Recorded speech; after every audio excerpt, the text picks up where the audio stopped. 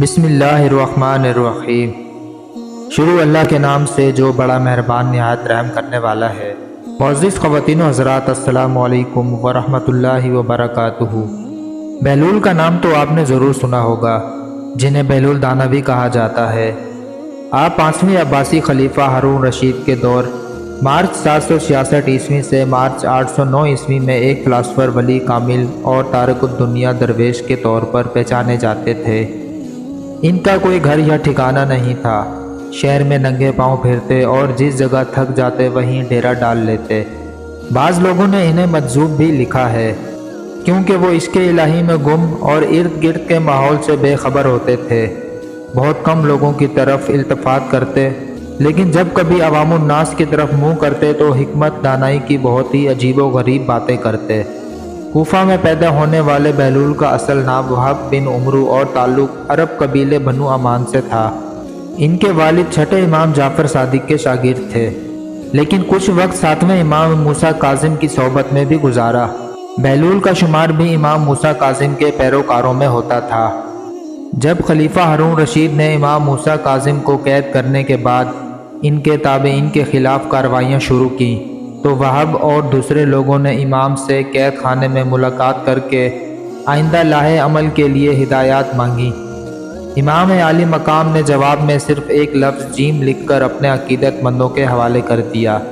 ہر شخص نے جیم کو اپنے اپنے انداز میں لیا۔ کچھ نے اسے جلا وطن سمجھا اور بعض نے اس کے معنی جبل یعنی پہاڑوں میں روپوش لیا، لیکن وہب نے اسے جنون یعنی مجنونیت میں تبدیل کر دیا۔ انہوں نے اپنی شاہانہ زندگی ترک کی اور پھٹے پرانے کپڑے پہن کر گلیوں میں نکل آئے۔ خلیفہ ہارون رشید سے ان کی ملاقات 188 ہجری میں خلیفہ کے سفر حج کے دوران کوفہ میں ہوئی، جس کا ذکر امام ابن کثیر نے بھی کیا ہے۔ بہلول نے ہارون کو جو نصیحتیں کی، ان سے متاثر ہو کر وہ انہیں اپنے ساتھ بغداد لے آیا، اور پھر بہلول کا ٹھکانہ بغداد کی گلیاں ہی رہیں۔ بہلول کا مزار بھی بغداد میں ہی ہے، جس کے ایک گوشے کے بارے میں مشہور ہے کہ وہاں سکھ مذہب کے بانی گرو نانک نے چلہ کاٹا تھا۔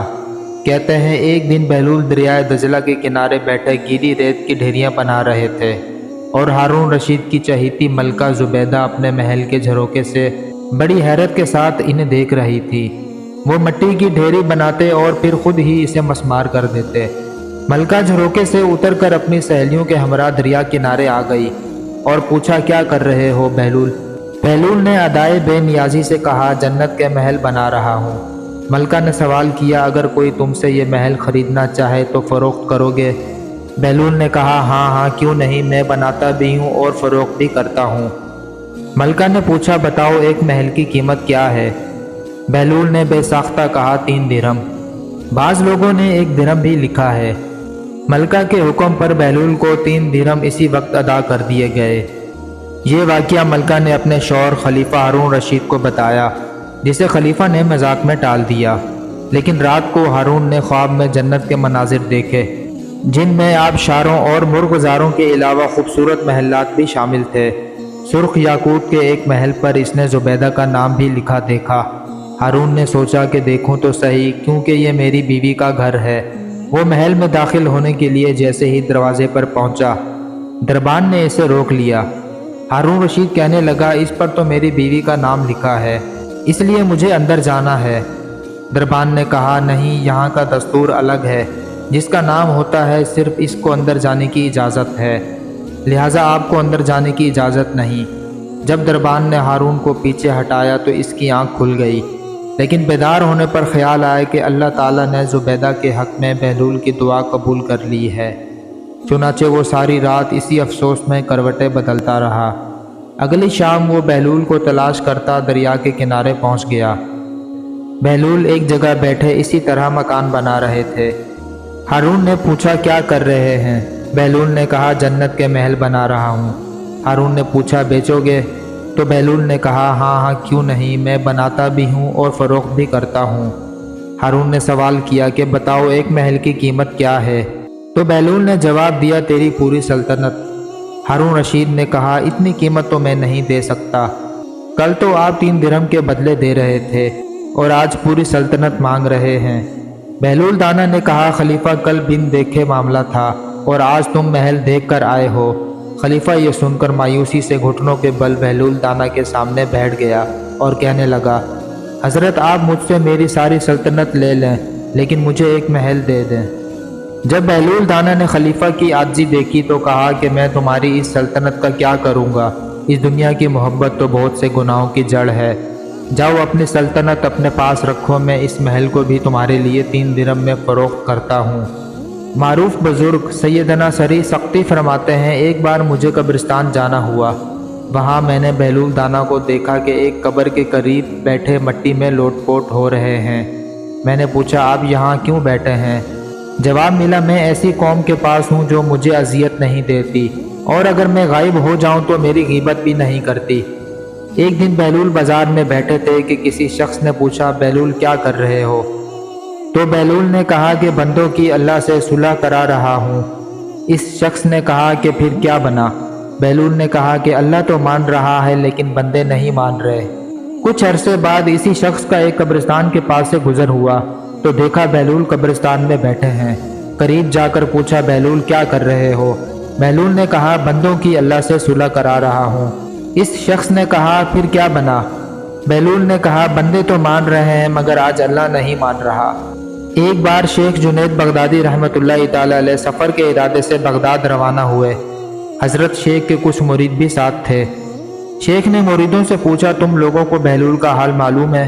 लोगों ने कहा, हज़रत वो तो एक दीवाना है, आप इससे मिलकर क्या करेंगे? शेख ने जवाब दिया, ज़रा बहलूल को तलाश करो, मुझे इससे काम है। मुरीदों ने शेख के हुक्म की तामील अपने लिए सादत समझी। थोड़ी जस्तजू के बाद एक सहरा में हज़रत बहलूल को ढूंढ निकाला और शेख को अपने साथ लेकर वहां पहुंचे। शेख बहलूल के सामने गए तो देखा कि हज़रत बहलूल सर के नीचे एक ईंट रखे हुए सो रहे हैं। शेख ने सलाम किया तो बहलूल ने जवाब देकर पूछा, तुम कौन हो? शेख ने जवाब दिया, मैं हूँ जुनैद बगदादी। तो ए अबुल कासिम, तुम ही वो शेख बगदादी हो जो लोगों को बुज़ुर्गों की बातें सिखाते हो? जी हाँ, कोशिश तो करता हूँ, शेख ने जवाब दिया।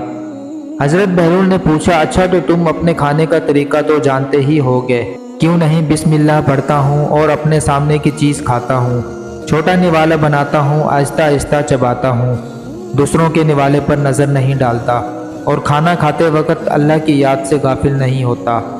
फिर दोबारा कहा, जो लुक़मा भी खाता हूँ अल्हम्दुलिल्लाह कहता हूँ। खाना शुरू करने से पहले हाथ धोता हूँ और फारिग होने के बाद भी हाथ धोता हूँ। ये सुनकर बहलूल उठ खड़े हुए और अपना दामन शेख जुनैद की तरफ झटक दिया। फिर इनसे कहा, तुम इंसानों के पीरो मुर्शिद बनना चाहते हो और हाल ये है कि अब तक खाने पीने का तरीका भी नहीं जानते। ये कहकर हज़रत बहलूल ने अपना रास्ता लिया। शेख के मुरीदों ने कहा, या हज़रत ये शख्स तो दीवाना है। हाँ दीवाना तो है मगर अपने काम के लिए होशियारों के भी कान काटता है, इससे सच्ची बात सुनना चाहिए। आओ इसके पीछे चलें, मुझे इससे काम है। बहलूल एक वीराने में पहुंचकर एक जगह बैठ गए। शेख बगदादी इसके पास पहुंचे तो इन्होंने शेख से फिर ये सवाल किया, कौन हो तुम? मैं हूँ शेख बगदादी जो खाना खाने का तरीका नहीं जानता। बहलूल ने कहा, खैर तुम खाना खाने के आदाब से ना वाकिफ़ हो लेकिन गुफ्तगू का तरीका तो जानते ही होगे। शेख ने जवाब दिया, जी हाँ जानता तो हूँ, मैं हर बात एक अंदाजे के मुताबिक करता हूँ, बेमौका और बेहिसाब नहीं बोले जाता। सुनने वालों की समझ का अंदाज़ा करके खल्क़े खुदा को अल्लाह और रसूल के अहकाम के बारे में बताता हूँ। यह ख्याल रखता हूँ कि इतनी बातें ना कहूँ कि लोग मुझसे बेजार हो जाएं। ज़ाहिरी और बातनी उलूम के नुक्ते नज़र में रखता हूँ। इसके साथ गुफ्तगू के आदाब से मुताल्लिक कुछ और बातें भी बयान की तो बहलूल ने कहा, खाना खाने के आदाब तो एक तरफ रहे, तुम्हें तो बात करने का ढंग भी नहीं आता। बहलूल ने शेख से मुंह फेरा और एक तरफ चल दिए। मुरीदों से खामोश ना रहा गया।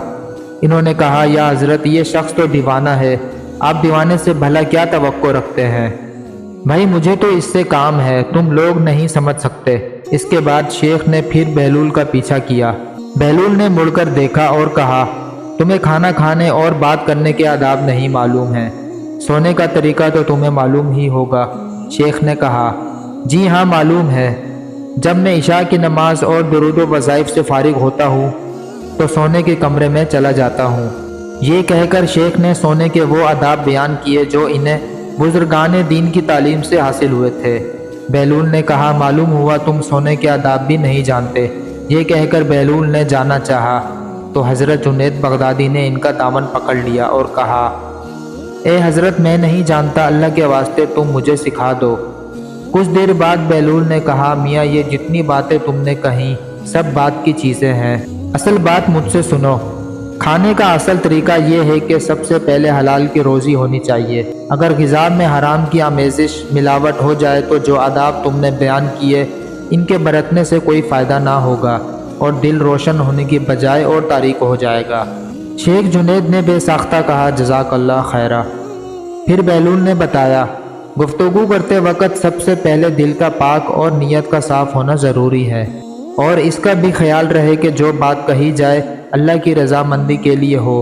اگر کوئی غرض یا دنیاوی مطلب کا لگاؤ یا بات فضول قسم کی ہوگی تو خواہ کتنے ہی اچھے الفاظ میں کہی جائے گی تمہارے لیے وبال بن جائے گی، اس لیے ایسے کلام سے خاموشی بہتر ہے۔ اسی طرح سونے سے متعلق جو کچھ تم نے کہا وہ بھی اصل مقصود نہیں ہے۔ اصل بات یہ ہے کہ جب تم سونے لگو تمہارا دل بغض، کینہ اور حسد سے خالی ہو، تمہارے دل میں دنیا اور مال دنیا کی محبت نہ ہو، اور نیند آنے تک اللہ کے ذکر میں مشغول رہو۔ حضرت بہلول دانا کی بات ختم ہوتے ہی حضرت جنید بغدادی نے ان کے ہاتھوں کو بوسہ دیا اور ان کے لیے دعا کی۔ شیخ جنید بغدادی کے مرید یہ منظر دیکھ کر حیران رہ گئے۔